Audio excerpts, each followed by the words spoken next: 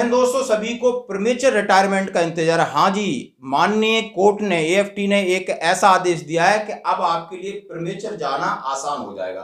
यानी प्रीमेच्योर के ऊपर हमेशा द्वंद्व चल ही रहा है। हर एक जवान है जो 15 साल फुलफिल करके पेंशन जाना चाहता है, चाहे वो उसकी घर की तंगी हो या बहुत सारे केस है। लेकिन एक केस इसमें एक मानवीय उन्होंने फैसला लिया है कि आपको प्रीमेच्योर जा सकते हैं।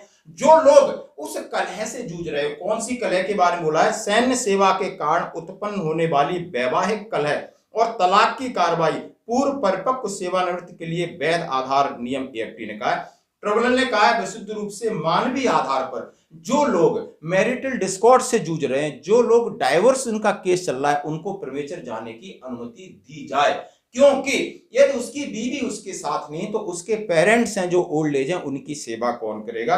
और ये मामला कोर्ट में गया, किसने डाला जरा इसको हम देखते हैं। ये मामला हमारे एक सेना के अधिकारी ने डाला था और उन्होंने पेंशन जाने के लिए कोर्ट में जाना पड़ा। सशस्त्र बल ट्रिब्यूनल ने फैसला सुनाया कि सैन्य सेवा शर्तों के कारण उत्पन्न होने वाली वैवाहिक कलह के बाद तलाक में कार्रवाई समय से पहले सेवानिवृत्त नीली की वैध है। सेना को लेफ्टिनेंट कर्नल के समय से पहले देने पर आदेश विचार करते हुए उन्होंने कहा है कि सेना के एक एएमसी के लेफ्टिनेंट कर्नल साहब थे। अब उनकी बार बार पोस्टिंग हो रही थी, मैडम या वो लोग उनमें नहीं था, कुछ प्रॉब्लम हो जाती, सैनिक का जीवन ही ऐसा है। और उन्होंने उनसे तलाक लेने के लिए कुछ ठानी, तो उन्होंने कहा कि मैं तलाक तो जब दूंगा जब मुझे फौज पहले छोड़े। क्योंकि जिस बीवी के भरोसे मैं अपने पेरेंट्स को छोड़ना चाहता था, अब उनकी सेवा नहीं हो रही है, अब उनको देखभाल कौन करेगा? और इस परिस्थिति में चाहे वो सेना का जवान हो या अफसर हो, कोई भी हो, ये जिम्मेदार इंसान है, अपनी फौज की जिम्मेदारी समझ सकता है। मैं पूरी तरीके से नहीं उठा पा रहा हूं तो मेरे घर की या सामाजिक जिम्मेदारी के लिए किसके ऊपर निर्भर करेगा? इसलिए ये मामला कोर्ट में जाता और एएफटी इसके पक्ष में मामला देती कि नहीं, जो भी जवान है, जो भी ज्येष्ठ, किसी के साथ ऐसा ना हो कि मैरिटल डिस्कॉर्ड या डाइवोर्स का केस चल रहा हो, उनको आपको उस आधार पर आपको प्रीमेच्योर देना होगा। और ये है कोर्ट का फैसला। शायद जो लोग, बहुत सारे लोग इस बात से सफर कर रहे हैं।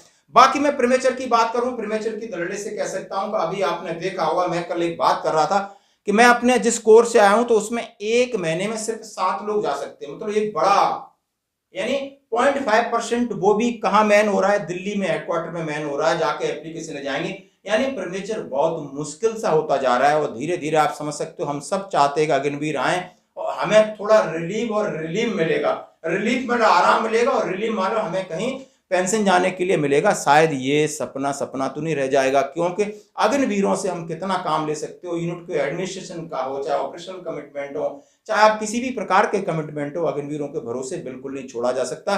तो दोस्तों, मन को मजबूत रखिए और किसी भी चीज में, कल बहुत सारे कॉल आते हैं, अनविलिंग मत करिए कि धीरे धीरे ऐसे नियम हार्ड बनते जा रहे हैं कि आपको पे एंड अलाउंसेस का भारी नुकसान होगा।